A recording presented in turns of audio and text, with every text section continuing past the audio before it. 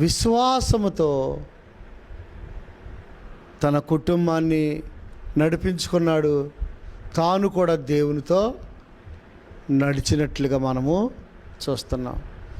దేవుడు సాక్ష్యం ఇస్తున్నాడండి. దేవుడే సాక్ష్యం ఇస్తున్నాడు, మనుషులు కాదు. దేవుడే హానోకు గురించి సాక్ష్యము ఇస్తున్నాడు. ఎంత గొప్ప మట్టు! అందరికి ఉంటుంది ఆ భాగ్యము. మనుషులు ఇచ్చే సాక్ష్యం వేరు, చెప్పండి. దేవుడిచ్చే సాక్ష్యము వేరండి.